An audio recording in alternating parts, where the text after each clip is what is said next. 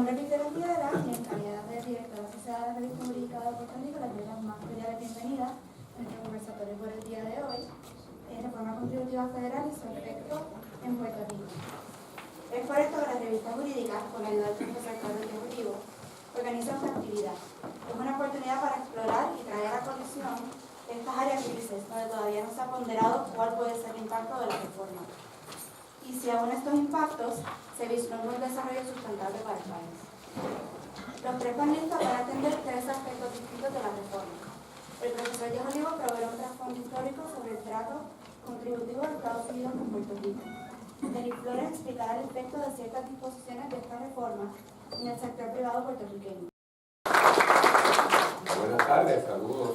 Antes que nada, pues, quiero darle las gracias a la Revista Jurídica de nuestra facultad, a los muchachos y muchachas que se han dado la tarea de organizar esto, que surgió por Denis y su socio Héctor Berger, que supone que esté por ahí en algún lado, ¿no está? Por ahí.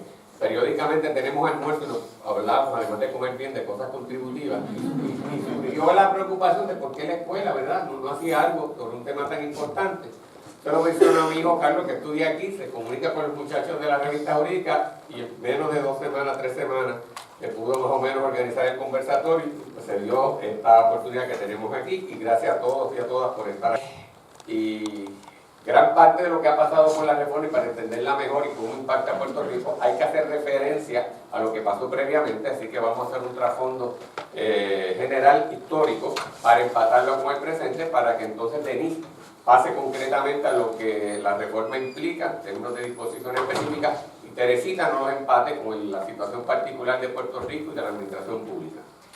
En realidad, la historia de Puerto Rico con Estados Unidos es esencialmente un problema de naturaleza contributiva. Y el desarrollo del derecho y de la tributación internacional de los ingresos por parte del gobierno de Estados Unidos parte en gran medida de la relación con las posesiones y con la experiencia de Puerto Rico. Los problemas de tributación internacional no existían en la primera parte de la historia de Estados Unidos. Estados Unidos básicamente estaba concentrado en el espacio territorial continental que tenía, hasta que se complementa la conquista completa y se llega hacia el este. Llega entonces del Atlántico al Pacífico. Pero ahí, una vez se conquista ese espacio territorial, Estados Unidos y su sistema capitalista, que despunta a finales del siglo XIX, necesita nuevos mercados donde expandirse.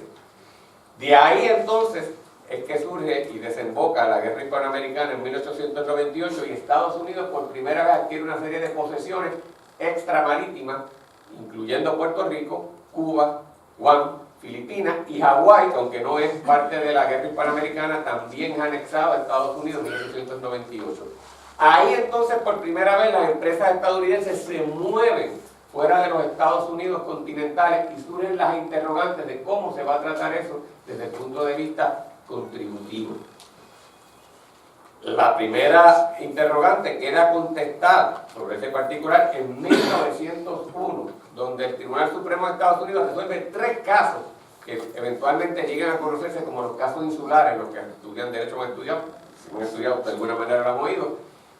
Se habla en la política y en la situación del país de los casos insulares. Los casos insulares son 3 casos de derecho contributivo. Y desde ahí está Puerto Rico atado a la historia contributiva de Estados Unidos. Los primeros 2 casos fueron Dudley versus US y de Lima versus Bidwell. En esos 2 casos, el Tribunal Supremo de Puerto Rico, en Estados Unidos, resuelve que Puerto Rico no es ya un país extranjero con respecto a Estados Unidos, que es un territorio doméstico, y que por lo tanto las tarifas aduaneras no aplican a Puerto Rico. Ya lejos de ser territorio español, es territorio doméstico. Eso en principio implicaba que los productos de Puerto Rico podían entrar libremente a Estados Unidos.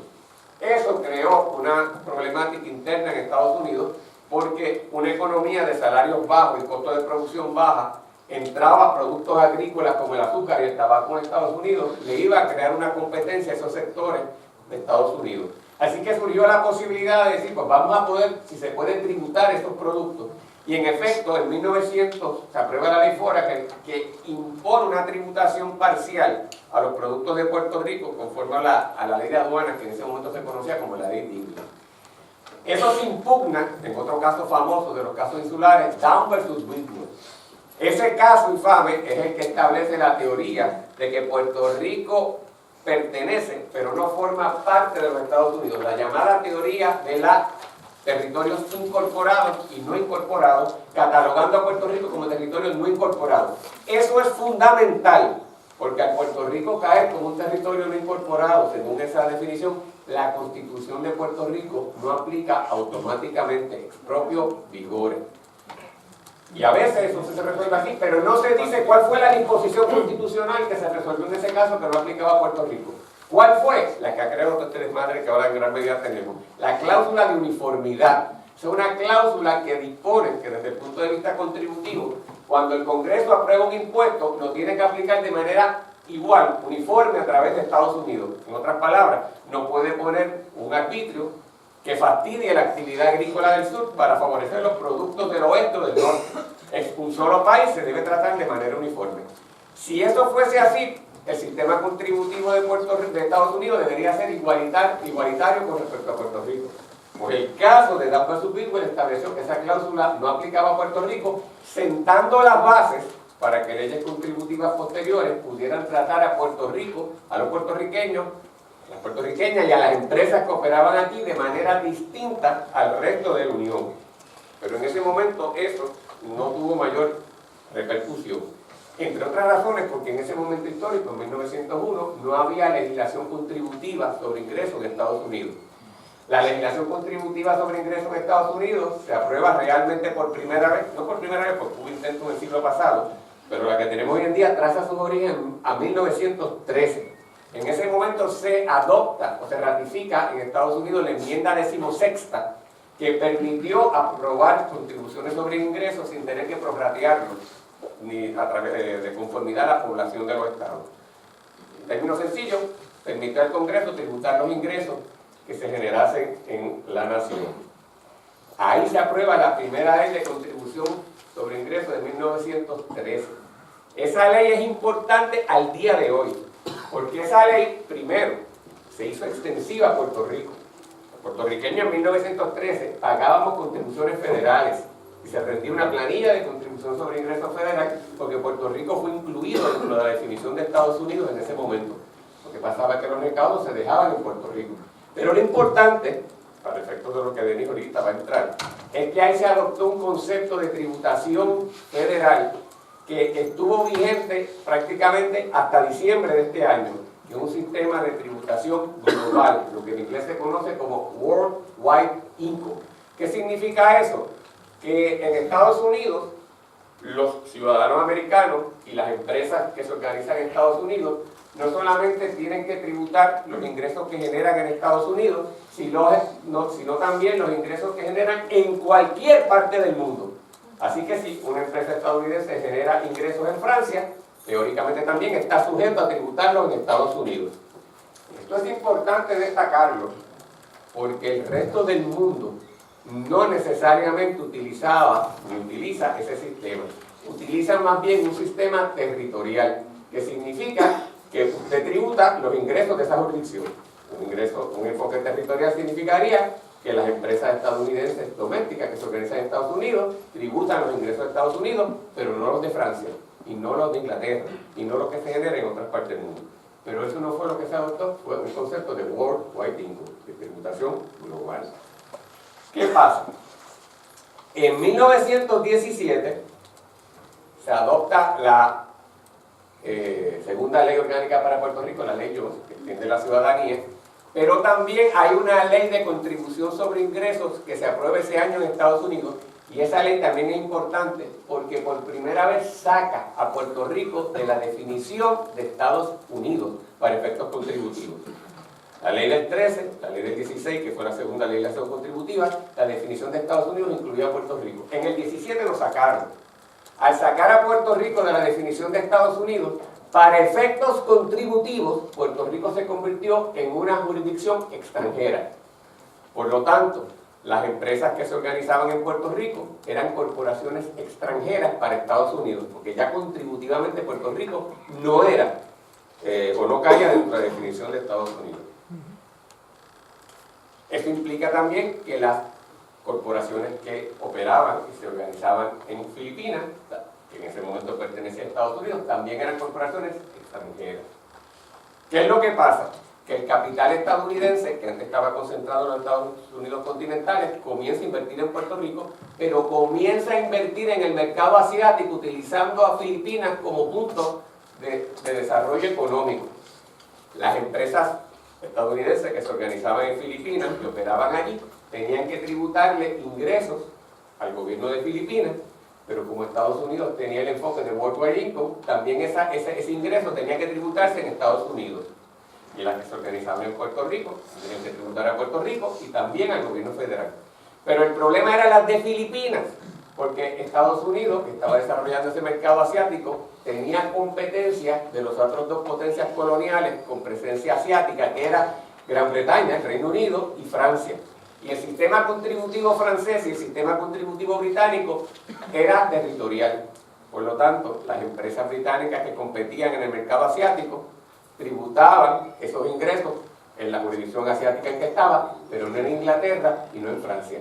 Mientras que las estadounidenses tributaban en los dos sitios, en Filipinas o en la jurisdicción que fuera, y en Estados Unidos. Puesto en términos sencillos, había un problema de competencia desleal visto desde el punto de vista de las empresas norteamericanas, porque el propio gobierno federal las ponía en desventaja al tributarlos dos veces. Les menciono eso porque eso provocó la adopción de un sistema de tributación internacional que sienta las bases en gran medida de lo que existe hoy.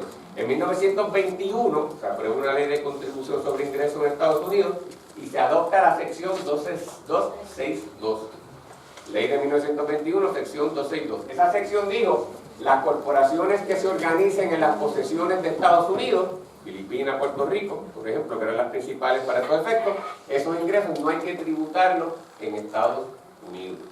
Esa sección 262 es la mamá de la eventual sección 931 y la sección 936, famosa, que fueron las bases para permitirle a Puerto Rico traer empresas a que se establecieran en la isla y no tenían esas empresas esencialmente que tributar en los Estados Unidos porque estas disposiciones las eximían. Puerto Rico se aprovecha de ese tratamiento favorable que se introduce ahí y en 1947 adopta la ley de incentivos industriales que le dice: yo tampoco te voy a tributar. Así que en términos sencillos, Puerto Rico adopta una política de baja tributación, o muy poca o nada de tributación, después hay una tributación parcial, pero era un gran atractivo venir a Puerto Rico porque no tributaba federal ni localmente. Así que esas empresas comenzaron a venir aquí a Puerto Rico a raíz sobre todo de la Segunda Guerra Mundial, porque no había inversiones en Europa, porque Europa estaba destruida por la Segunda Guerra. El programa de inversión en Puerto Rico de esas empresas fue exitosa. Puerto Rico comienza a crecer económicamente y fue tan exitosa que nos los copiaron.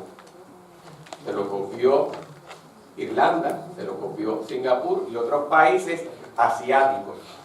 Usualmente en esos países asiáticos ellos les daban ese incentivo. Esas empresas estadounidenses lo que hacían entonces era que abrían una subsidiaria en esas jurisdicciones.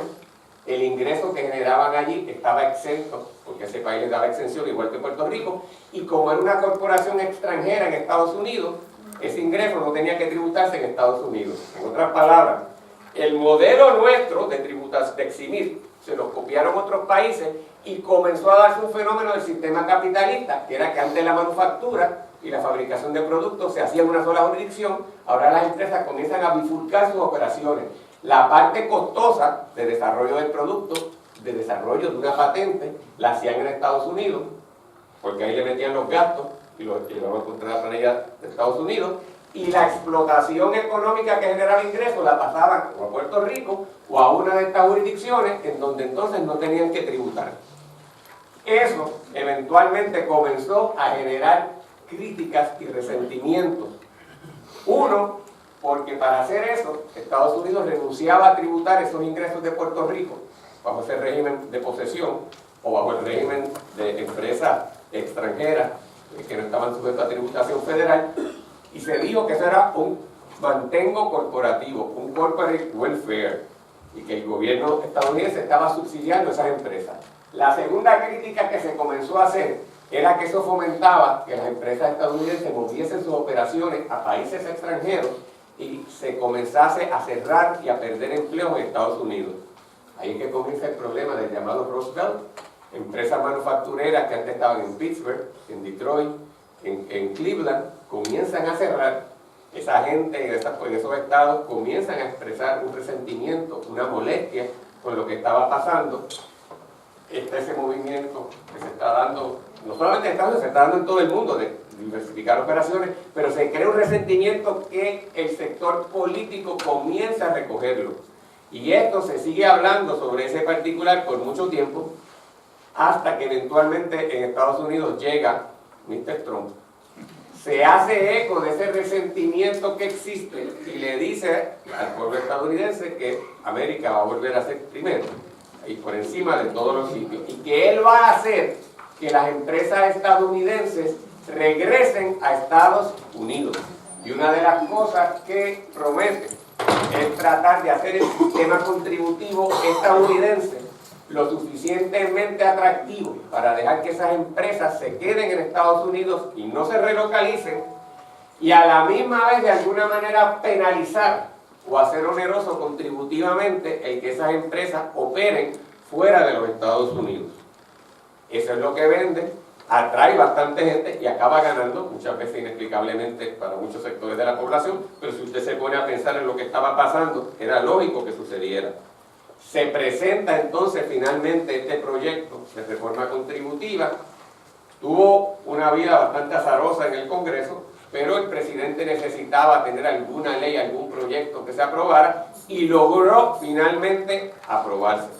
Ese sistema, como vamos a ver, altera, y Lenín va ahora a comenzar a hablar eso, el concepto de tributación global hacia un concepto de tributación territorial.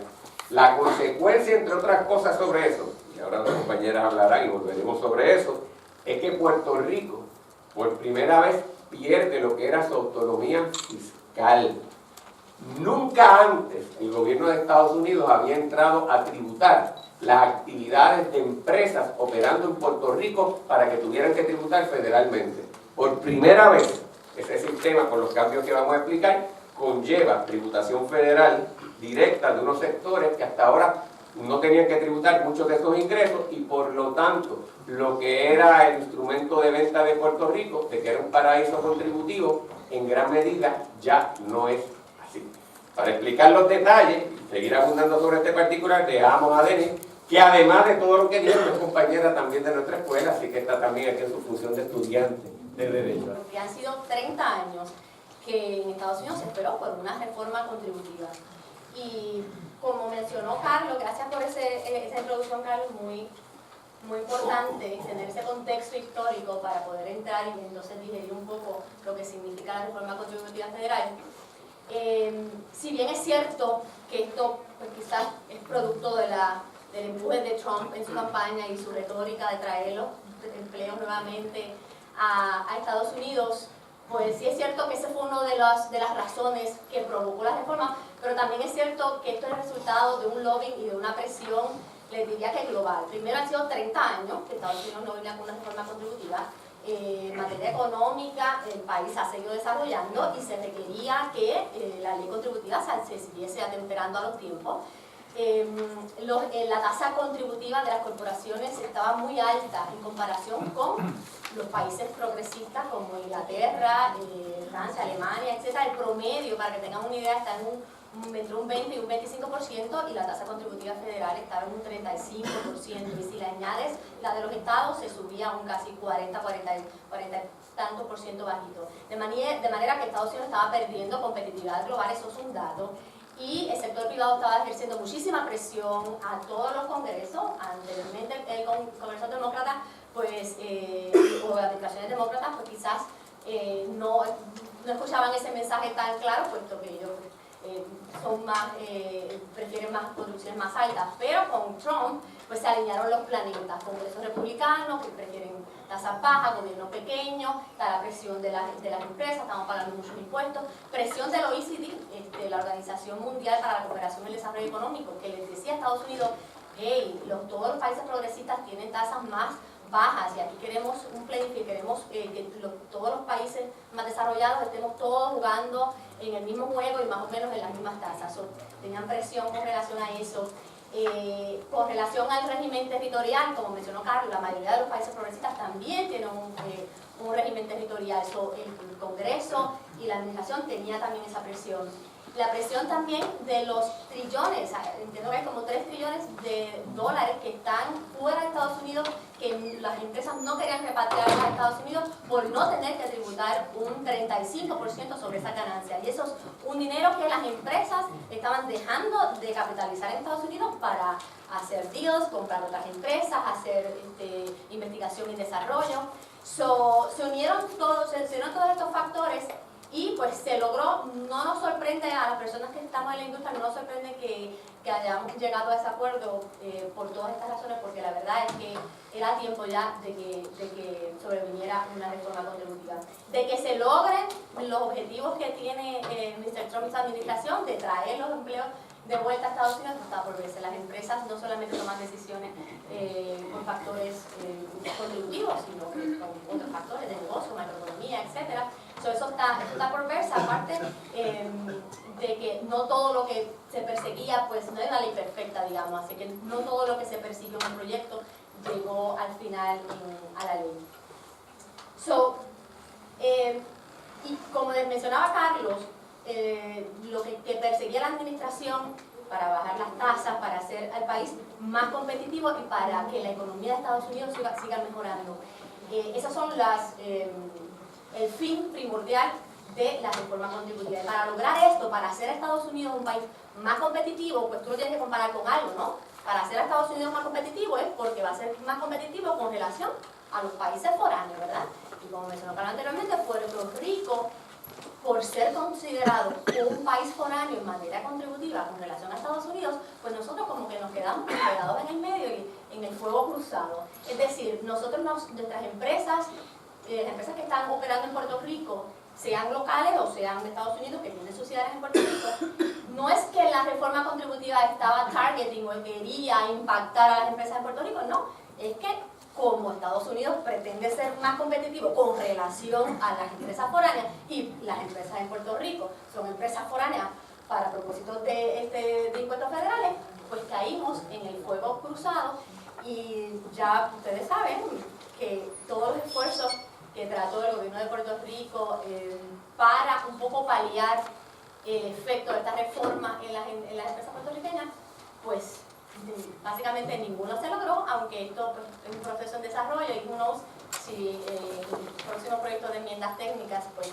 se logra algo para paliar esos efectos, pero como quedó la ley, lo cierto es que pudo haber sido peor, porque como veremos ahora, recuerdan el arbitrio del 20%, eso no terminó en el proyecto final, ciertamente, pero lo cierto es que las multinacionales en particular van a quedar un tanto afectadas y vamos a ir ahora en los próximos slides, las próximas transparencias, a ver cuáles son estas disposiciones internacionales. El código, o sea, la reforma tiene 800.000 páginas, obviamente no vamos a entrar sobre todo eso y tampoco nos vamos a concentrar en las disposiciones domésticas, es decir, las disposiciones que afectan a corporaciones de Estados Unidos.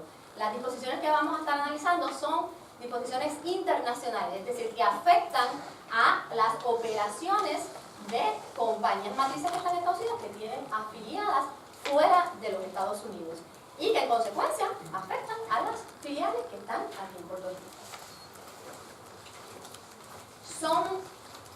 Hay 5 disposiciones, son más, yo me voy a concentrar en las 5 más importantes y estoy segura que muchas de ellas ustedes las han visto por ahí en la prensa reseñada, en los diferentes foros. Ahí hay muchísima información, yo lo voy a tratar de explicar lo más sencillo posible y luego, como parte del panel, vamos a ver cómo esto afecta el día a día a las empresas localizadas en Puerto Rico por tipo de industria, etc. Y yo las clasificaría en ciertas canastas. Las primeras 2 disposiciones, ojalá puedan ver ahí,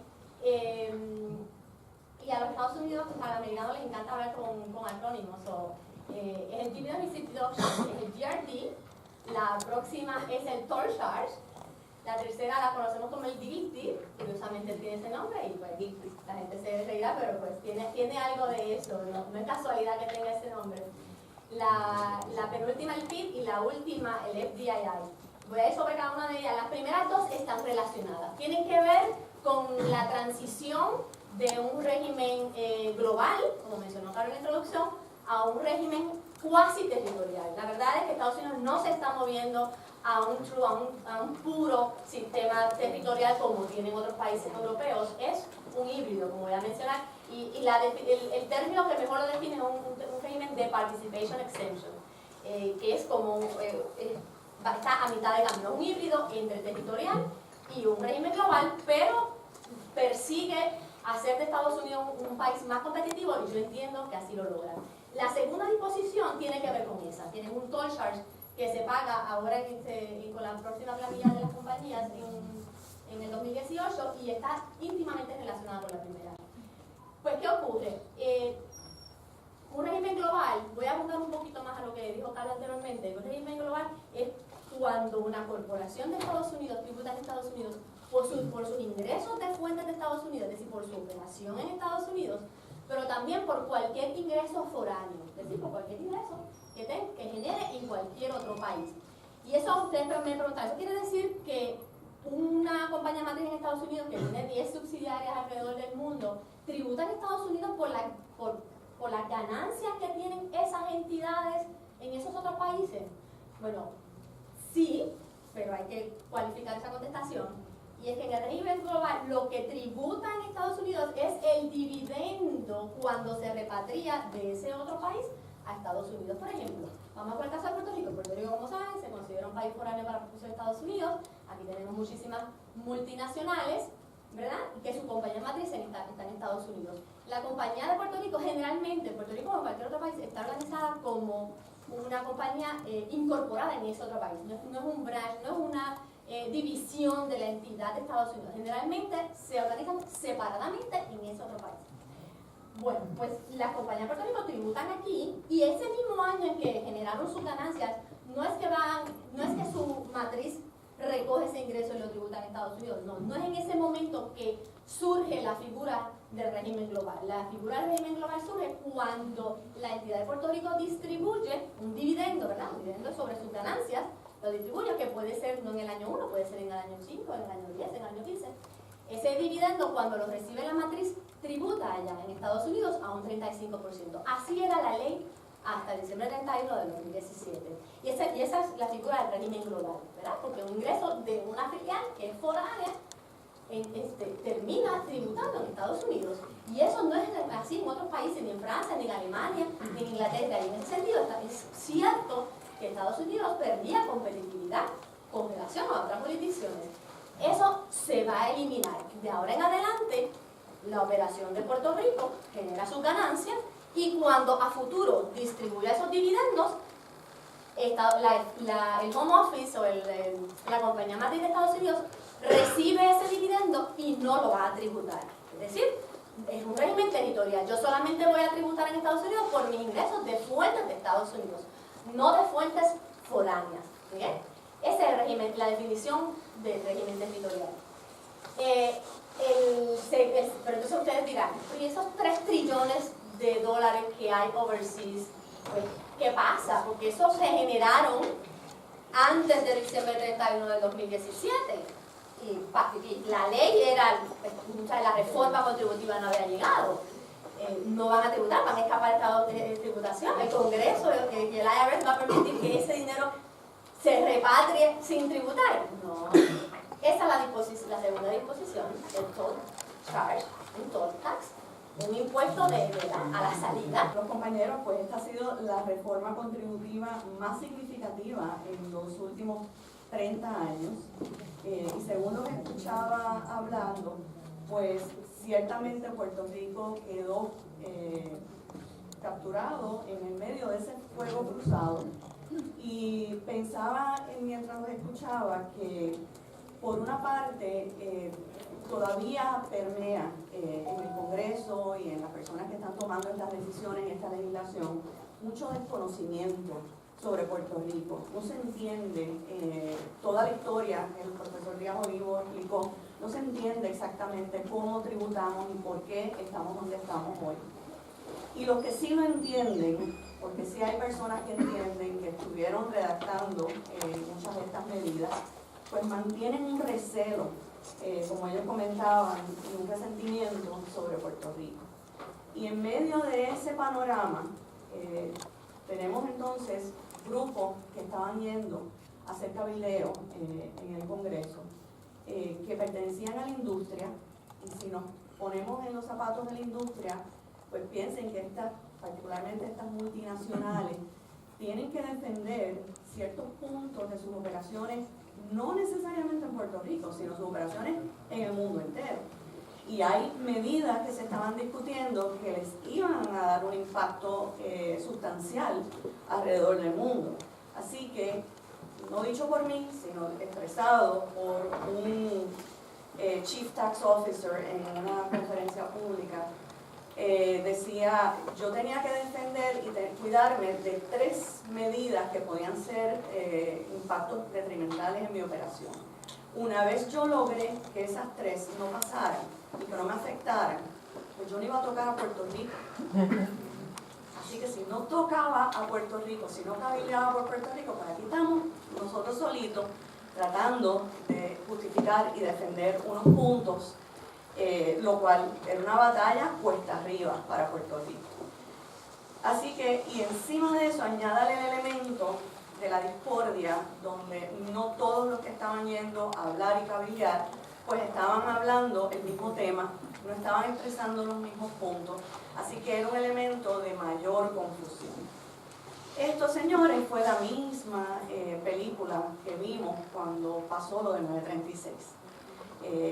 Cada facción expresando su punto, defendiendo sus intereses, unas personas en el Congreso que no necesariamente entienden la situación económica y contributiva de Puerto Rico, así que fue revivir, para aquellos que tienen unas canitas como yo, pues fue revivir mucho de lo que vivimos cuando sucedió lo de 936. Así que, pues eso así fue que sucedió.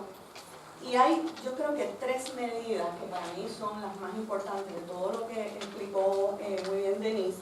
Estas 3 medidas yo creo que tenemos que observarlas y posiblemente no sabremos inmediatamente el impacto que van a tener, pero son precisamente la reducción de la tasa corporativa a 21%. La de Puerto Rico es 39%, así que es significativa para aquellas compañías que no son exentas, que sí tributan como mínimo.